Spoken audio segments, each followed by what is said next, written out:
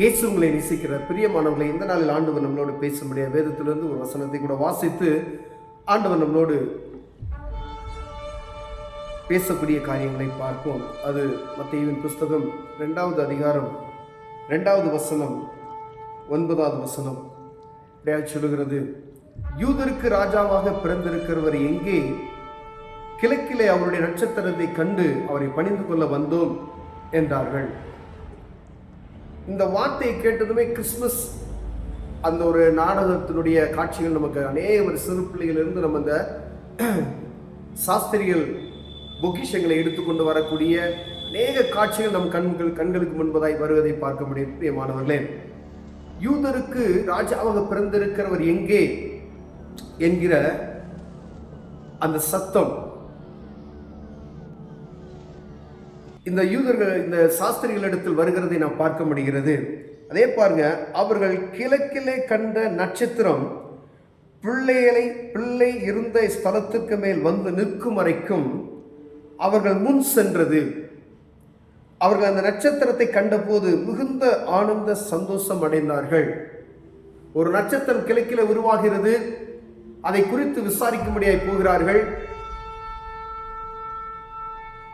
பெத்லெகேம்ல ஆண்டவராய் இயேசு கிறிஸ்து பிறப்பார் என்கிற அந்த நற்செய்தி கேட்கப்படுகிறது. உடனே அந்த நட்சத்திரத்தை பின்தொடர்ந்து என்ன செய்றாங்க, போறாங்க. அந்த நட்சத்திரம் போய் நிற்கிற இடத்தை பார்த்து அவர்கள் சந்தோஷம் அடைந்தார்கள். அந்த வீட்டுக்குள் பிரவேசித்து ஆண்டவராக இயேசு கிறிஸ்து அந்த பிறந்த அந்த காட்சியை பார்த்து ரொம்ப சந்தோஷம் அடைந்து பொக்கிஷங்களை எல்லாம் திறந்து அவருக்கு வெகுமதிகளை கொடுத்ததாக நாம் வாசிக்கிறோம். பிரியமானவர்களே, நட்சத்திரங்களை நாம் வைக்கிறது, நட்சத்திரங்களை பார்த்த உடனே கிறிஸ்துமஸ்ல ஒவ்வொரு வீட்லையும் நம்ம என்ன செய்யறோம், நட்சத்திரங்களை ஒவ்வொரு வீட்லையும் வைக்கிறோம், ஸ்டார் போடுறோம். ஆனா இந்த ஸ்டாரை பார்த்ததுமே கிறிஸ்து பிறப்பின் அடையாளம் அதுதான். அந்த அவங்க சாஸ்திரிகள் சொல்றாங்க, அந்த நட்சத்திரம் பார்த்தோம் அப்படின்னு சொல்லி, அந்த நட்சத்திரம் அவர் இருந்த இடத்த வரைக்கும் போச்சு, அங்க போய் நின்றுச்சு அப்படின்னு சொல்லி. அப்ப ஒவ்வொரு கிறிஸ்துமஸ் டைமும் நமக்கு இந்த நட்சத்திரத்தை வைக்கும் பொழுது இந்த கிறிஸ்துவினுடைய பிறப்பின் அந்த மகிழ்ச்சி வருவது மாத்திரம் அல்ல, இந்த கிறிஸ்து பிறப்பினுடைய காரியம், எதற்காக இயேசு கிறிஸ்து இந்த பூமிக்கு வந்தார் என்கின்ற அந்த காரியத்தை அறிந்தவர்களாய் நாம் இருக்க வேண்டும். ஒரு பக்கம் ஒரு சந்தோஷமான ஒரு காரியம், கிறிஸ்து பிறப்பு, கிறிஸ்துமஸ், புத்தாடைகள், நல்ல ஒரு கொண்டாட்டமான ஒரு சூழ்நிலைகள் இருந்தாலும், ஒரு மறுபக்கத்தை இந்த கிறிஸ்துமஸ் டைம்களில் நம்ம பார்க்க வேண்டியது, ஆண்டவராக இயேசு கிறிஸ்து எதற்கு வந்தார் அப்படின்ற முதல் நோக்கம் நமக்கு இருக்க வேண்டும். பிரியமானவர்களே, கிறிஸ்து அந்த நட்சத்திரம், கிறிஸ்துமஸ் அப்படின்ற நிகழ்ச்சி வந்ததுமே அவருடைய பிறப்பு எல்லாம் நமக்கு தெரியும். அவர் எதற்காக இந்த பூமிக்கு வந்தார்?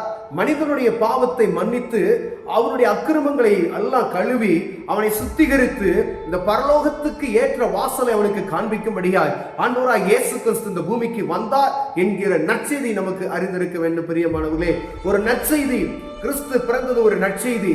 எங்கு போனாலும் இயேசு கிறிஸ்து பிறந்த அந்த நற்செய்தி நம்ம கூறப்போகிறோம். அதுல 2 நற்செய்தி இருக்கிறது. ஒன்று கிறிஸ்து பிறப்பின் நற்செய்தி, ஒன்னொன்று அவர் எதற்காக வந்தார் என்ற நற்செய்தி. மிகவும் முக்கியமானது.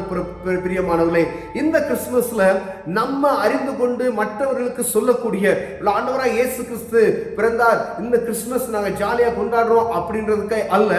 இந்த கிறிஸ்துமஸ்ல இந்த இயேசு கிறிஸ்து எதற்காய் பிறந்தார் என்று மற்ற ஜனங்களுக்கு, ஒருவேளை அறியாதவர்கள் நாம ஒரு நாள் இருந்தோம், நாம் அறிந்து கொண்டோம். இப்பொழுது இந்த இயேசு கிறிஸ்து எதற்காக இந்த பூமிக்கு வந்தார், அவர் யார் என்பதை நாம் அறிந்திருக்கிறோம். அறியாத பல லட்ச கோடி ஜனங்கள் இந்த தேசத்துல இருக்கிறாங்க, இந்த உலகம் முழுவதும் இருக்கிறாங்க. பிரியமானவர்களே, நம்ம தேசத்துல அநேக பேர் இருக்கிறாங்க. இந்த கிறிஸ்துமஸை குறித்துதான அவங்களுக்கு ஒன்றும் தெரியாது.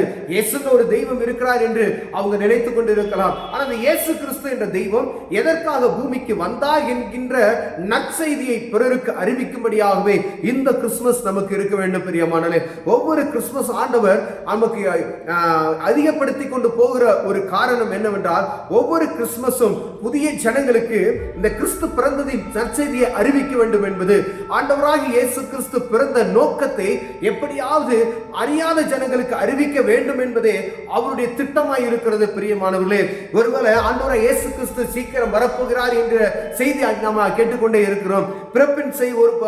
பிறப்பினுடைய அந்த கொண்டாட்டமான சூழ்நிலை பக்கம் நம்ம அனுசரித்தாலும், ஒரு பக்கம் அவர் அவர் வரக்கூடிய நாளிகை எண்ணிக்கொண்டிருக்கிறோம் என்பதை மறந்து போய்விடக்கூடாது பிரியமானவர்களே. மக்களுக்கு போய் சேர வேண்டும், அறியாத ஜனங்களுக்கு போய் சேர வேண்டும். அவங்க போய் சேருவதாகபடிக்கு அநேக தடைகள், உபத்திரவங்கள், பலவிதமான காரியங்கள் நடந்து கொண்டேதான் இருக்கும். ஆனாலும் ஆண்டவராகிய இயேசு கிறிஸ்து இந்த பூமிக்கு வந்த நோக்கத்தை ஜனங்களுக்கு அறிவிக்க வேண்டும். ஏன்னா எல்லா ஜனத்தின் மீதும் அவர் நேசமுள்ளவராய் இருக்கிறார். சகல ஜனங்களையும் அவர் நேசிக்கிறவராய் இருக்கிறார். யார் என்பது அவருக்கு அல்ல, இந்த பூமியில பிறந்த மனிதனாய் பிறந்த ஒவ்வொரு மனிதனையும் அவர் நேசிக்கிறது நிமித்தமாகவே இயேசு கிறிஸ்து என்ற இரட்சகர் இந்த பூமிக்கு பிறந்தார் என்பதை நாம் அறிந்திருக்கிறோம் பிரியமானவர்களே. முதலாம் ஜெனரேஷன் சொல்லப்படுகிற ஆதாமிலிருந்து ஆதாம் முதல் நோவாவுடைய பேழையில் இருந்த ஒவ்வொரு ஜனங்களும் அழிக்கப்பட்டு போனார்கள் என்பதை நாம் அறிந்திருக்கிறோம். ஏன் அவங்க அழிக்கப்பட்டு போனாங்க? அவர்கள் செய்த பாவத்தின் நிமித்தமாகவே அவர்கள் அழிக்கப்பட்டு போனார்கள் என்பதை நாம் அறிந்திருக்கிறோம். ஆனால் அந்த கிறிஸ்து பிறந்ததின் நோக்கம் மனிதன் அழிந்து போக கூடாது என்பதற்காய் அவர் இரட்சகராய் இந்த பூமிக்கு வந்தார். மனிதனுடைய பாவத்தை அவருடைய இரத்தமே பரிகாரமானது என்பதை ஒவ்வொரு ஜனங்களும் அறிந்து கொள்ளும்படியாகவே இந்த பூமிக்கு வந்தார் பிரியமான. இந்த நற்செய்தி ஒவ்வொரு ஜனத்துக்கு போய் சேர்க்கும்படியாகவே ஆண்டவருடைய வருகை தாமதமாய் கொண்டிருக்கிறது என்பதை ஒவ்வொரு ஜனத்துக்கு அறிவிக்க வேண்டும். அறியப்படாத ஜனங்களுக்கு இந்த கிறிஸ்துவின் அன்பை பற்றி சொல்லுவதற்கே நம்மை அறிந்திருக்கிறார். நம்ம அறிந்து கொள்ளப்பட்டிருக்கிறோம். நம்ம கேட்கிற ஒவ்வொருவரும், கிறிஸ்தவர்களாக இருக்கிற ஒவ்வொருவரும் எப்படியாவது இந்த கிறிஸ்துமஸ்க்கு இந்த கிறிஸ்து எதற்காய் பிறந்தார் என்ற நற்செய்தியை சொல்லிட்டீங்க அப்படின்னு சொன்னா அதுதான் உங்களுக்கு கிறிஸ்துமஸ் பிரியமானவர்களே. யாருக்காவது சொல்லுங்க, யாருக்காவது சொல்லுங்க. உங்க உறவினருக்குள்ள அநேக பேர் தெரியாத கிறிஸ்துவை பற்றி தெரியாம இருப்பாங்க. இந்த இயேசு கிறிஸ்து எதற்காக பிறந்தார் என்கிற அந்த சுவிசேஷத்தை பிறருக்கு சொல்லுங்க. இதுதான் கிறிஸ்துமஸ், இதுதான் புத்தாண்டு, இதுதான் உங்களுக்கு ஒரு மகிழ்ச்சியான ஒரு நாள் பிரியமானவர்களே.